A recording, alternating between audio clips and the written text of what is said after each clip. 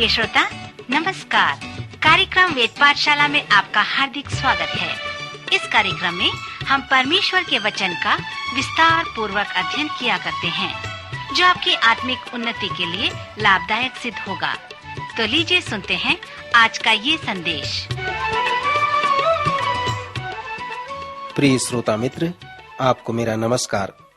वेद पाठशाला की अगली कक्षा में आपका स्वागत है।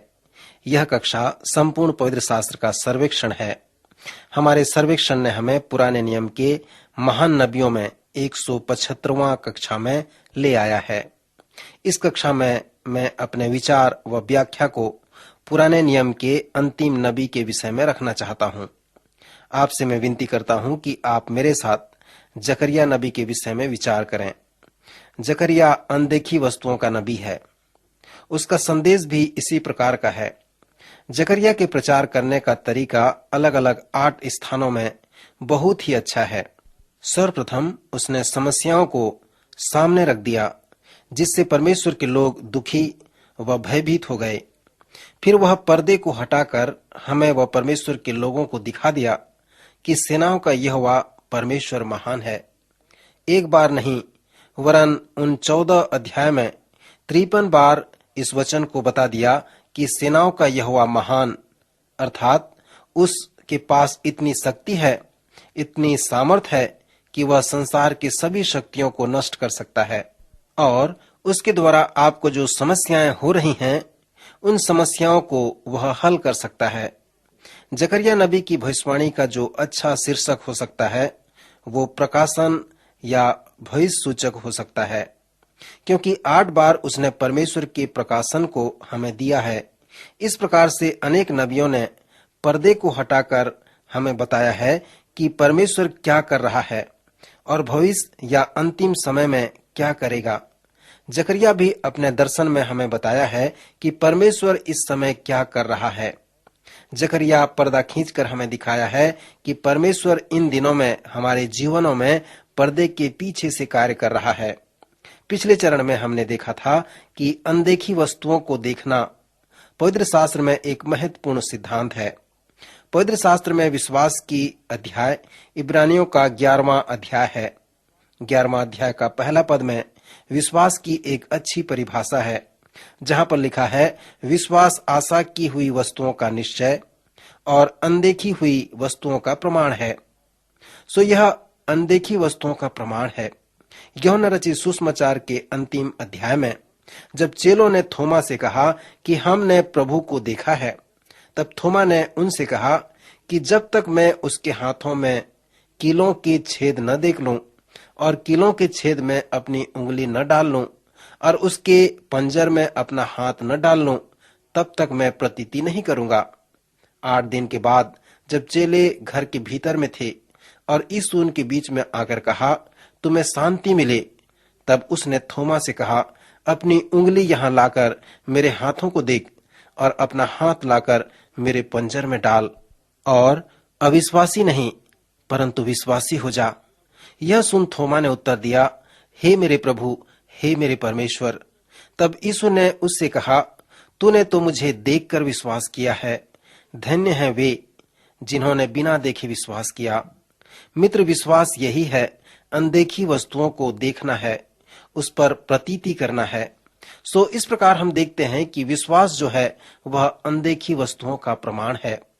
परमेश्वर को हम देख नहीं सकते, सो उस पर विश्वास करने के लिए हमें प्रतीति करने की आवश्यकता है।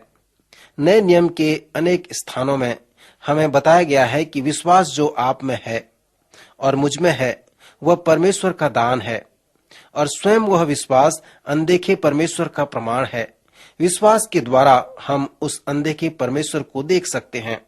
अब यह जकरिया का दर्शन है। निराश व दुखी लोगों से जकरिया चाहता था कि वे अनदेखे परमेश्वर को देखें, अर्थात वे उस पर विश्वास करें।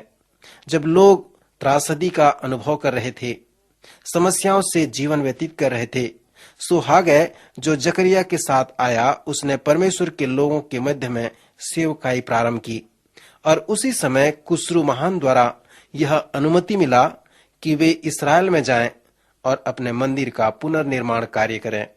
जब बाबुल ने यहूदा को जीत लिया, तब उस समय उनके पास कोई सेना नहीं थी, कोई झंडा नहीं थी और कोई हथियार भी नहीं थी। उनके चारों तरफ जो उनके शत्रु थे, उनसे वे डरते थे। परमेश्वर वापस भेजा कि मंदिर का वे पुनर्निर्माण करें। सो उनका कार्य वही था और साथ ही साथ हागे व जकरिया के प्रचार का भी उद्देश्य यही था कि जाओ और मंदिर का पुनर्निर्माण करो। हागे ने कहा, दृढ़ हो जाओ और मंदिर का कार्य करो, परंतु जकरिया ने कहा, हागे, जब तक इन्हें परमेश्वर का दर्शन नहीं मिलेगा, तब तक वे दृढ़ व साहसी नहीं हो सकेंगे। परमेश्वर के कार्य को करने के लिए जो कुंजी है, वो दर्शन प्राप्त करना है। इन लोगों को परमेश्वर के दर्शन की आवश्यकता है। इन्हें अलग अलग प्रकार के कार्य करने के लिए अलग अलग प्रकार के बल व सामर्थ्य की आवश्यकता है। उन्हें प्रचार करने के लिए, सिखाने के लिए अलग अलग प्रकार के सामर्थ्य की आवश्यकता है। जवानों के बीच में कार्य करने के लिए आत्मिक बल की आवश्यकता है। यहूदा के लोगों में पवित्र आत्मा के चमत्कार कार्य होने की आवश्यकता है, ताकि वे अपने दुख और विपत्ति से बाहर आ सकें और अपने शत्रुओं से जय प्राप्त कर सकें। जकरिया ने हागे से कहा, हागे, तुम इन लोगों को ऐसे ही नहीं कह सकते कि सामर्थी बन जाओ। इन्हें बलवंत बनाने के लिए सामर्थ की आवश्यकता है और वह सामर्थ परमेश्वर के दर्शन या प्रकाशन से प्राप्त हो सकता है। वे इस बात को देखें और जानने पाएंगे कि सेनाओं के यहोवा परमेश्वर पर्दे के पीछे उनके साथ है और युद्ध कर रहा है, क्योंकि सेनाओं का यहोवा उनके सामर्थ का स्रोत है। सो वह परमेश्वर जो वहां पर कार्य कर रहा है, उसके दर्शन व प्रकाशन को वे देखने पाएंगे। अनदेखी वस्तुओं को देखना महत्वपूर्ण बात है। प्रभु यीशु मसीह प्रकाशन के महत्व का वर्णन करके कहा, शरीर का दिया आंख है। तुम्हारे पास ज्योति से भरा हुआ देह हो सकता है या अंधकार से भरा हुआ देह भी हो सकता है, परंतु जो अंतर है कि आप वस्तुओं को कैसे देखते हो, आपका बाहरी दिखावा कैसा है, आपका मन किस प्रकार केंद्रित हुआ है। परमेश्वर ने नबियों से पूछा कि तुम क्या देखते हो। उसने एलिसा, यहेजकेल, जकरिया, उन सबों से पूछा कि तुम क्या देखते हो। नबियों ने हमें बताया है कि उन्होंने क्या देखा, क्योंकि उन्होंने परमेश्वर को देखा। ये जो लोग निराश थे, दुखी थे, लोगों को परमेश्वर को देखने की आवश्यकता थी। उन्हें कुछ अच्छा देखने की आवश्यकता थी। उन्हें सामर्थ्य पाने की आवश्यकता थी। उसके स्रोत को देखने की आवश्यकता थी। इसलिए परमेश्वर ने उन्हें जकरिया नबी दिया है। जब आप जकरिया के संदेश और उसके तरीके को अध्ययन करेंगे, तो आप इन लोगों के लिए कहने पाएंगे कि जो आप देखते हो वही आप पाते हो। जीवन के आत्मिक आयाम में भी यही लागू होता है। आप वस्तुओं को कैसे देखते हैं, क्या देखते हैं, सो वही आप प्राप्त करते हैं। यदि आप ये नहीं देखते कि परमेश्वर वहां है, यदि परमेश्वर के सामर्थ्य के महत्व को नहीं देखते, जो सचमुच में आपकी समस्या का समाधान कर सकता है, क्योंकि आप असहाय हैं।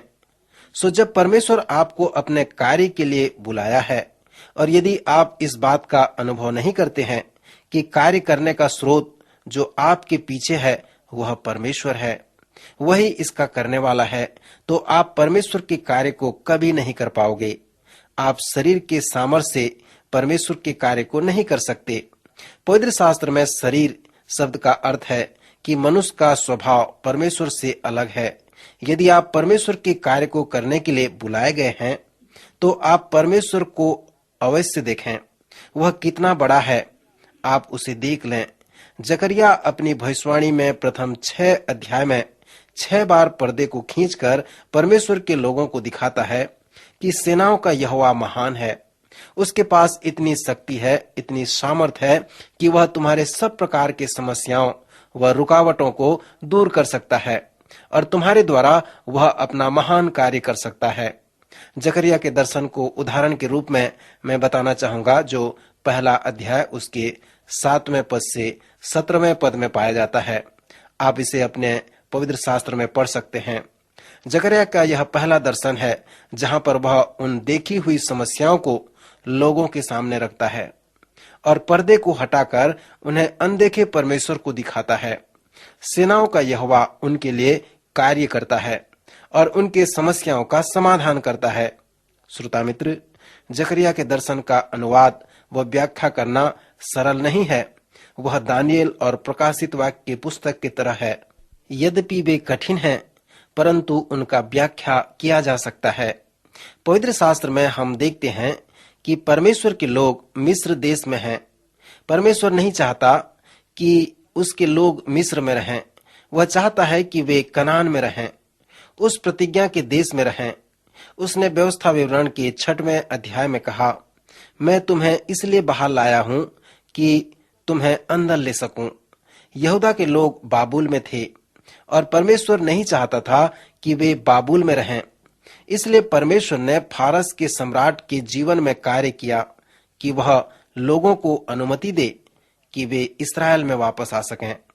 50,000 यहूदियों को ये विश्वास व धैर्य था कि वे वापस जाएं और अपने पवित्र नगर व पवित्र मंदिर का पुनर्निर्माण करें। सो जैसे वे वापस आए तो उन्होंने अपने घर का भी निर्माण किया। बाबुल से यहूदा के लोगों को वापस लाने के लिए परमेश्वर उन्हें दुख व पीड़ा में होकर आने दिया और उन्हें यरूशलेम में रखा। सो यह समय उनके लिए बहुत कठिनाई का समय था। श्रोता, क्या आपने कभी इस प्रकार की समस्या का, संक्रमण का, संक्रांति का अनुभव अपने जीवन में किया है? अगले चरण में मैं जकरिया के पहले दर्शन पर प्रकाश डालूंगा। मेरे जीवन की यात्रा में भी इस प्रकार की समस्याएं आई थीं, परंतु परमेश्वर ने मुझे संभाला। अगले कार्यक्रम में अवश्य उपस्थित होवें, जिसमें मैं आपको बताऊंगा कि सेनाओं का यहोवा हमारे साथ है। वह हमारी चिंता करता है, सभी आवश्यकताओं की पूर्ति करता है और हमें एक बड़ी आशा देता है। परंतु हमें चाहिए कि हम उसके महत्व व इच्छा को देखें और उसके साथ साथ चलें। आइए हम प्रार्थना करें। हमारे सर्वशक्तिमान जीवित पिता परमेश्वर, हम आपका धन्यवाद करते हैं कि आप अपने वचन के द्वारा हमसे बोलते हैं, हमसे बातचीत करते हैं। हम धन्यवाद देते हैं प्रभु आज की सुंदर वचन के लिए जो हमने सुना है। प्रभु, जो कुछ भी हमने सुना है, हमारी सहायता करें कि इस वचन के अनुसार हम चलने वाले हो सकें।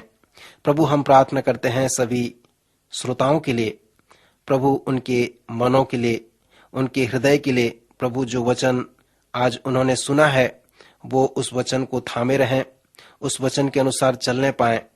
प्रार्थना करते हैं प्रभु, यदि कोई किसी समस्या में पड़े हैं तब प्रभु उनकी समस्याओं को दूर करें। सभी बच्चों पर जो पढ़ाई करते हैं उन पर आपकी आशीष हो। उद्धारकर्ता प्रभु यीशु मसीह के नाम से प्रार्थना मांगते हैं, आमीन।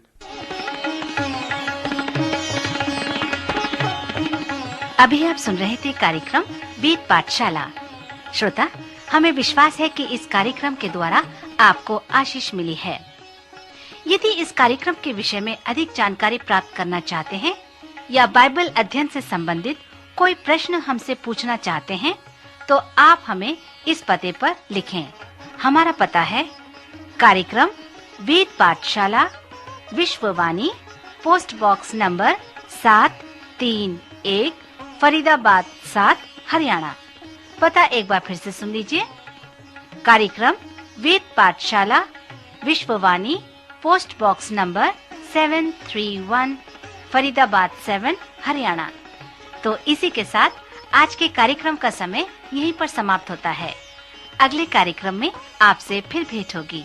तब तक के लिए हमें आज्ञा दीजिए। नमस्कार।